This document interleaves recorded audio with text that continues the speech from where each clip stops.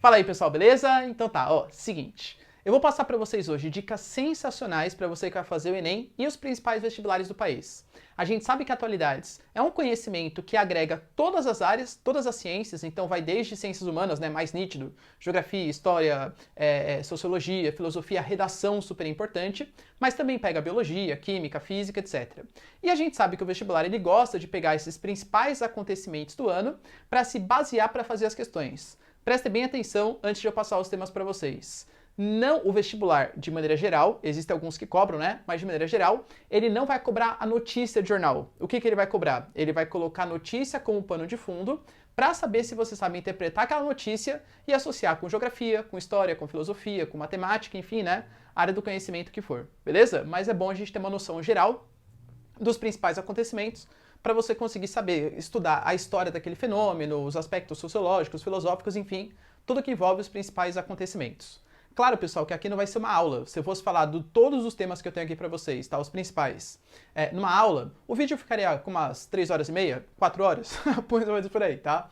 Obviamente não é a minha intenção fazer isso. Então, se você quer se aprofundar nesses temas, eu vou deixar aqui no link da descrição o curso que eu fiz, galera, com 20 aulas completinhas, mais de 12 horas de curso, 150 exercícios, tudo para você conseguir mandar bem e entender os principais acontecimentos do Brasil e do mundo em 2020. Vamos lá, galera? Vamos lá pro vídeo?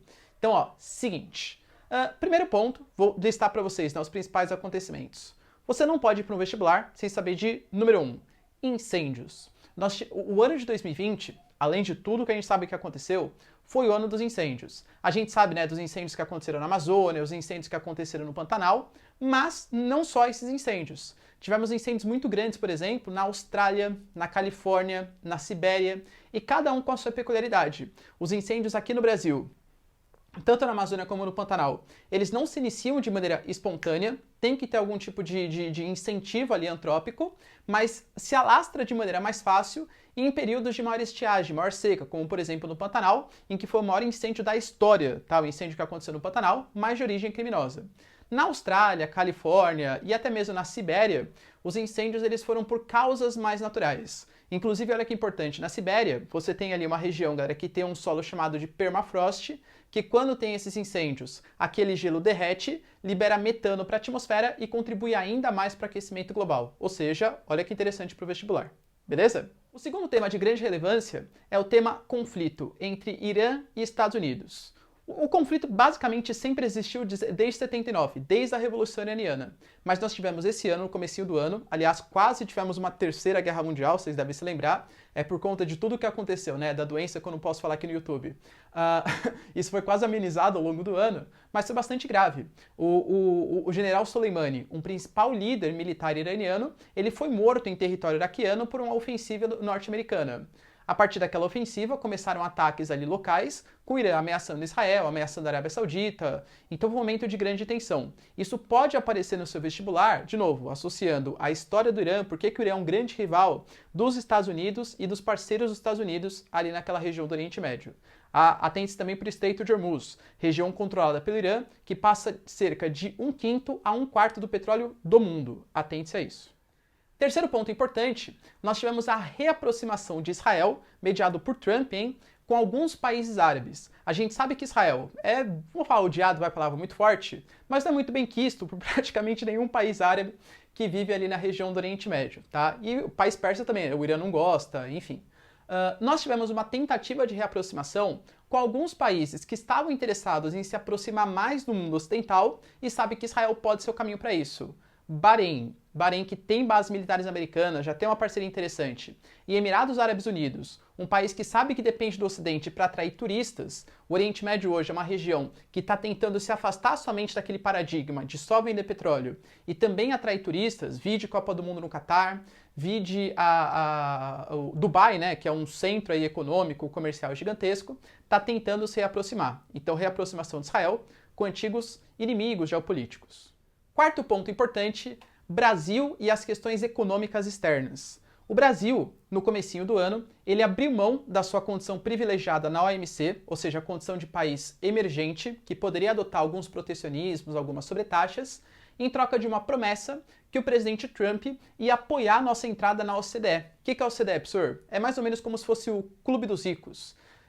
mais aí de 30 países, que fazem discussões sobre o futuro da política econômica mundial, quais são as políticas como que eles vão tratar tal, e que geralmente países que fazem parte recebem mais investimentos estrangeiros.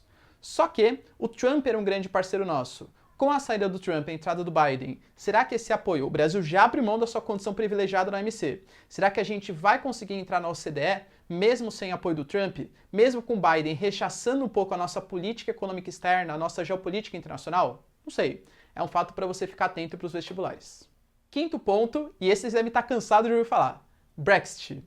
Mas de novo, o Brexit não aguento mais. Exatamente, o Brexit finalmente ele foi aprovado, né? Conseguiu ser aprovado, e no dia 31 de dezembro de 2020 vai ser a data final. O Reino Unido, por incrível que pareça, ainda está na União Europeia. E por incrível que pareça também, não foi definido exatamente como que vai ser esse Brexit. Existem questões sensíveis na saída do Reino Unido da União Europeia. A fronteira das Irlandas. A Irlanda do Norte, que pertence ao Reino Unido, vai sair do bloco, a Irlanda do Sul vai continuar. E aí, será que vai ter livre passagem de pessoas? Será que vai ter livre passagem de mercadorias? Não sabemos como vai ser o futuro. E a galera do Reino Unido que mora na União Europeia? E quem é da União Europeia que mora no Reino Unido? Vai acabar essa livre circulação? Se bem que já era um pouco mais controlado, tá? O Reino Unido não fazia parte do espaço Schengen, área de livre circulação de pessoas. Será que vai ter algum tipo de acordo econômico? Ou vai ser um hard Brexit, ou seja, uma separação dura, sem nenhum tipo de acordo? Enfim, são temas que ainda estão bastante sensíveis e que, claro, levantam a suspeita de novos movimentos contra a União Europeia. Hoje existe um grupo crescente na Europa chamado de os eurocéticos, ou seja, aquela galera que não aceita a União Europeia, que acha que a União Europeia faz mal. Acho que uma frase sensacional é a frase de um ministro britânico no Parlamento Europeu. Ele falou assim, olha, não é que nós detestamos a Europa, o Nigel Farage falou, né? A gente ama a Europa, a gente testa a União Europeia. Essa tentativa de união política, de acabar com a soberania nacional, de formar um exército único, de abrir as fronteiras completamente. Então há um debate hoje entre os eurocéticos e os que defendem a União Europeia.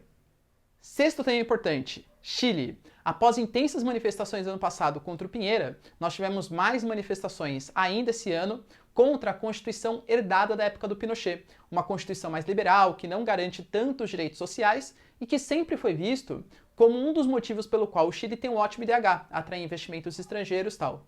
Porém, aspectos sociais importantes, como acesso à educação, saúde, questão da aposentadoria, acabaram sendo deixados de lado nessa Constituição e por conta de todo o histórico estar associado a uma ditadura, a população foi às ruas e o governo confirmou. Teremos uma nova Constituição em 2021.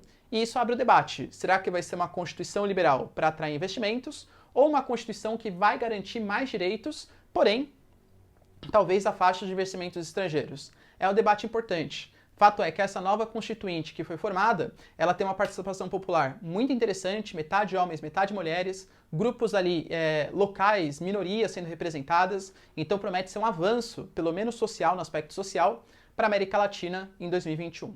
Sétimo ponto, outro tema que vocês também já devem estar um pouquinho cansados, guerra civil na Síria. Guerra civil na Síria que começou com a Primavera Árabe lá em 2011, tá? Quando tentaram tirar o Bashar al-Assad do poder, os rebeldes, querendo a democracia,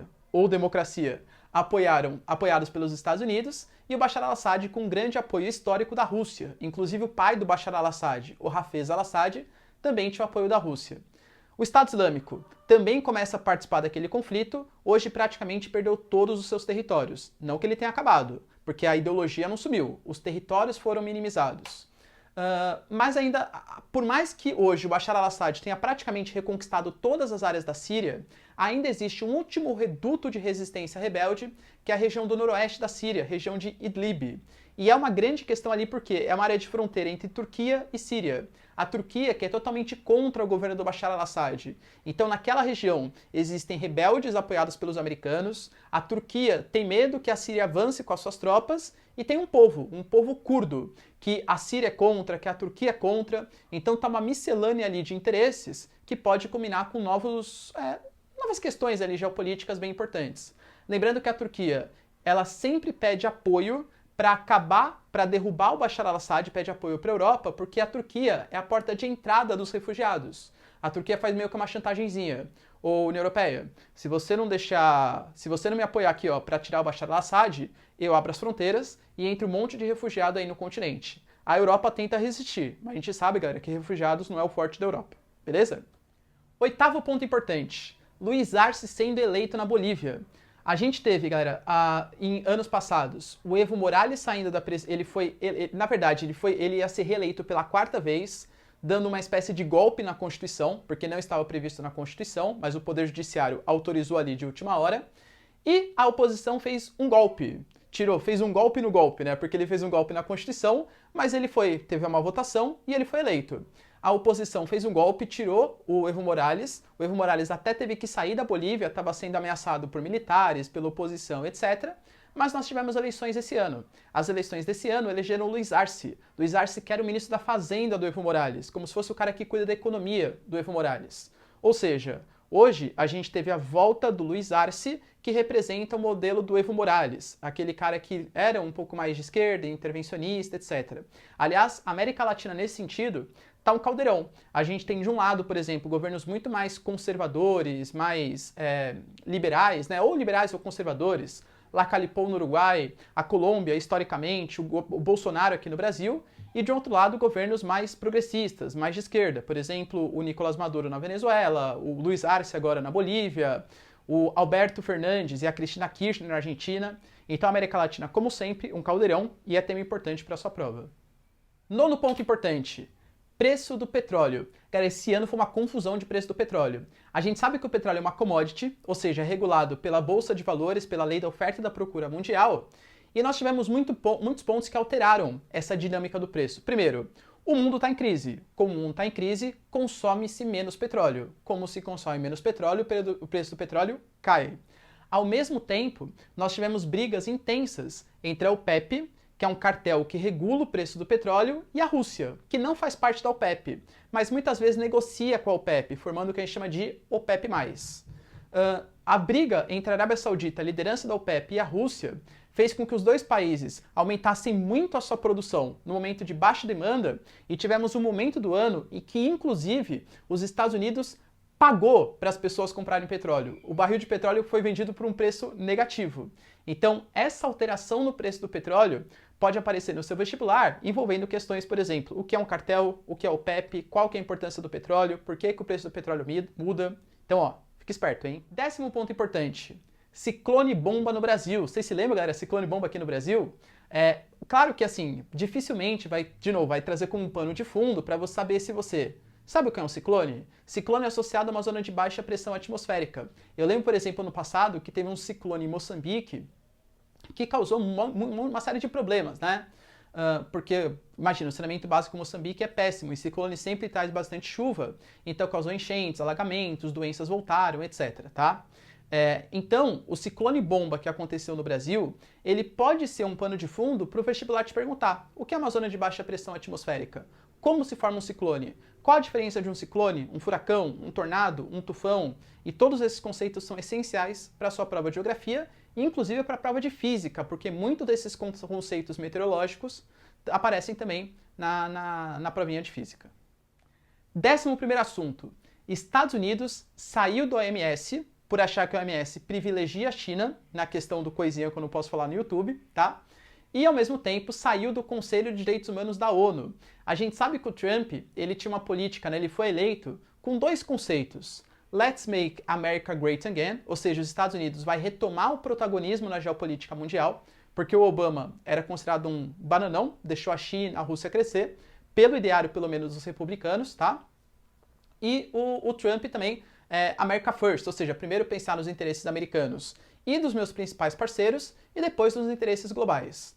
Fato é, galera, que a OMS, segundo a interpretação do Trump, ajudou muito a China na questão do coisinha que eu não posso falar no YouTube, e nos direitos humanos da ONU, sempre condenava as atitudes de Israel. Israel fica avançando o seu território em cima da Cisjordânia, principalmente com Benjamin Netanyahu. Benjamin Netanyahu prometia avançar, construir assentamentos judeus na Cisjordânia e reduzir o território dos árabes. Após constantes críticas que eram feitas a Israel, Israel saiu do Conselho de Direitos Humanos da ONU, o Trump também saiu, assim como saiu da OMS. Então essa postura isolacionista dos Estados Unidos pode ser alvo de questão. Aliás, galera, se os Estados Unidos podem sair desses acordos, por que o Brasil não pode? Posso dar a resposta para vocês? Estados Unidos e China podem fazer o que eles quiserem na geopolítica mundial. Qual sanção você vai aplicar aos Estados Unidos? Parar de comercializar com os Estados Unidos? Vai invadir militarmente os caras?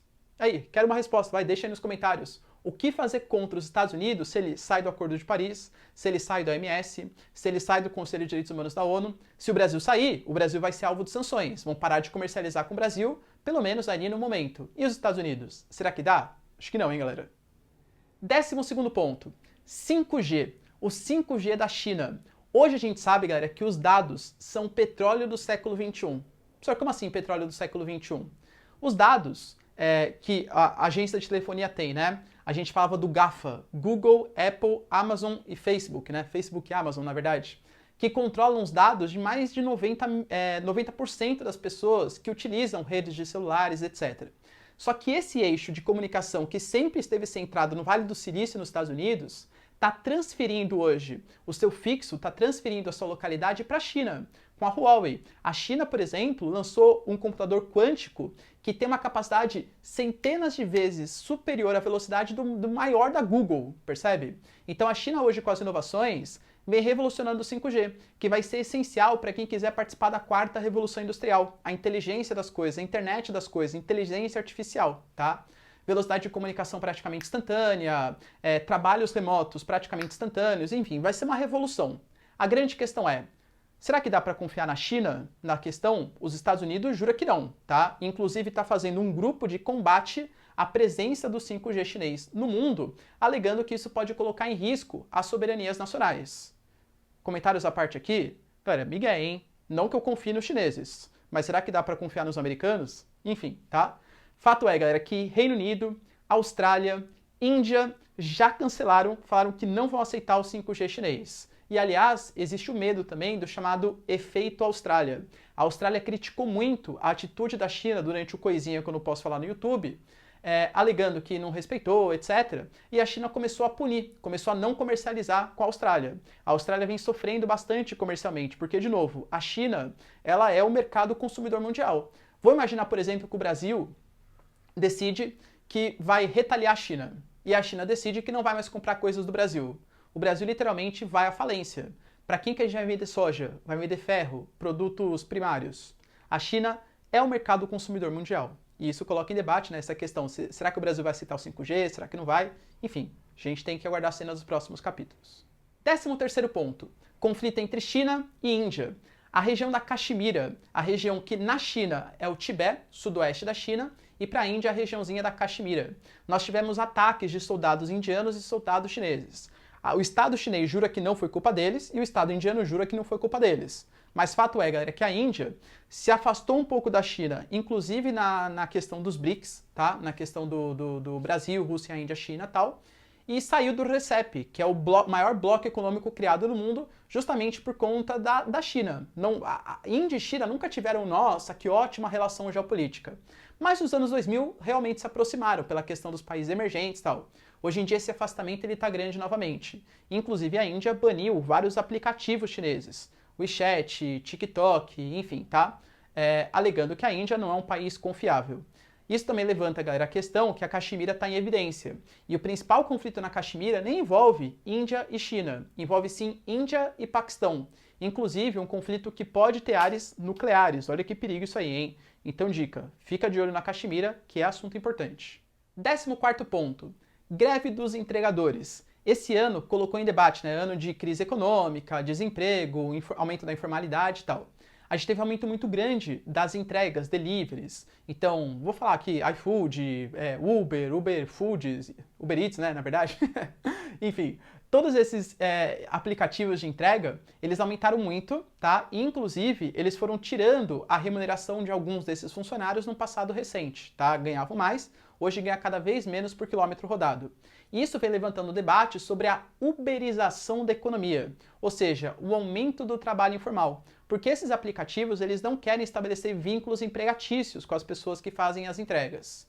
Só que se esse cara sofreu um acidente trabalhando para o Uber alega que ele é só um meio de contato entre o cara que está pedindo o alimento e o cara que quer entregar o alimento, ele não é uma empresa. E isso vem aumentando, né, a discussão se essas empresas têm que ser ou não responsabilizadas pelos acidentes ou pelos contratos trabalhistas. Até porque, galera, a gente sabe que esse aumento da informalidade, esse aumento da uberização, reduz a arrecadação do INSS, reduz os direitos trabalhistas, etc., e pode comprometer, inclusive, a arrecadação da Previdência. Porque, como funciona a aposentadoria? Quem sustenta os aposentados de hoje é o INSS de quem paga INSS hoje. Quando hoje eu me aposentar, por exemplo, quem vai sustentar minha aposentadoria, se existir, vai ser a galera que vai estar trabalhando quando eu estiver aposentado, tá? Então é um esquema de pirâmide, tá bom? Então, uberização da economia, tema certo aí nos seus vestibulares. 15º tema, reforma política na Rússia. A Rússia teve mais uma vez uma reforma que permite que o Putin se reeleja até 2024. O Putin, que entrou em 1999, né, nos anos 2000, ficou até 2008 como presidente. Depois o Medvedev assumiu, mas ele ficou ali, galera, como um parceiro. Na verdade, dizem que o Medvedev era como se fosse um fantoche ali do Putin, tá? Que fazia o que o Putin queria. O Putin voltou e se reelegeu 2 vezes e fez uma reforma na Constituição que permite que ele se reeleja mais 8 anos, ou seja, mais algumas vezes aí, tá? Até 2032, perdão, tá? Falei errado, não é 2024, 2032.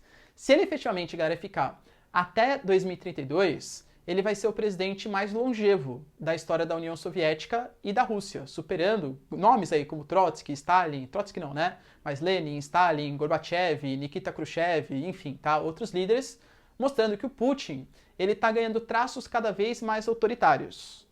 Isso pode ser tema da sua questão para a gente associar um pouquinho. Qual que é a importância do Putin? O que o Putin fez pela Rússia? Por que os russos gostam tanto do Putin? Então se liga aí nesse tema, hein? 16º tema, mudança na Lei de Segurança Nacional Chinesa. Depois de uma reforma política, de novo, né, que a China fez, que permite o cargo vitalício do Xi Jinping vai ficar até o seu falecimento ou até quando ele quiser, houve mais uma vez uma mudança da Lei de Segurança Nacional que garante que a China pode interferir com mais força em Hong Kong. A gente não pode esquecer que a China tem um modelo. China, um país, 2 sistemas. Um país, porque é o único país. 2 sistemas, porque tem a China ditatorial, que é a China continental, o Partido Comunista Chinês e tal, e a China mais democrática, ou pelo menos que deveria ser democrática, que é Hong Kong, que foi reincorporada em 1999 à China com a condição de manutenção da democracia. Em 2014, quando a China tentou interferir no processo eleitoral, a população se revoltou e foi às ruas para manifestar, com guarda-chuvas para se proteger de gás de pimenta, tanto que a revolução ficou conhecida como a Revolução dos Guarda-Chuvas, tá? Se liga nisso aí. Em 2019, a Carrie Lam, então líder de Hong Kong, prometeu que ia extraditar presos políticos para a China continental. A população ficou extremamente revoltada, era uma interferência muito grande da China continental na democracia de Hong Kong, as manifestações começaram por à frente e a China achou por bem mudar sua lei de segurança nacional para interferir, para conseguir fazer com que presos de Hong Kong possam ser extraditados para a China. Muita gente considera que hoje a democracia em Hong Kong, com essa nova lei, praticamente acabou. Inclusive o Trump, que considerava anteriormente que Hong Kong, negociava com Hong Kong sem guerra comercial, guerra tecnológica, etc., né? E considera hoje que Hong Kong é um território chinês, ou seja, está sobre todas as sanções que a China está desde o início da guerra comercial. E por fim, o 17º tema, que é a inflação no Brasil. O Brasil está passando por uma volta da inflação, inclusive tivemos em novembro a maior inflação dos últimos anos aí, tá? Muito por conta das distorções da economia. Será que você, vestibulando, consegue explicar por que a inflação está voltando no Brasil? O vestibular gosta de cobrar isso. Será que você consegue fazer uma espécie de associação com o período da hiperinflação da década de 80, com o período da inflação do governo Dilma, por exemplo, que não chegou a ser da hiperinflação? Será que você sabe o que foi o Plano Real que conseguiu reduzir a inflação no Brasil? Então tudo isso pode se aparecer no seu vestibular. E claro que esses temas eu comento no meu curso de Geopolítica e Atualidades, que está aqui o link na descrição. Beleza? E aí, galera, curtiram o vídeo? Acha que faltou algum tema que pode aparecer no seu vestibular? Eu fiz ali, ó, um apanhado dos principais que eu acho que pode aparecer na sua provinha. Então, ó, se você gostou do vídeo, galera, já deixa o seu like, se inscreve no canal, que isso é super importante. E é isso aí. Recomenda também para o seu amigo, né? Coloca lá no WhatsApp, no Telegram, enfim, qualquer rede social, que acho que é importante para você saber o que aparece na provinha. Beleza? É isso aí, pessoal. Beijos, abraços e tchau. Até mais.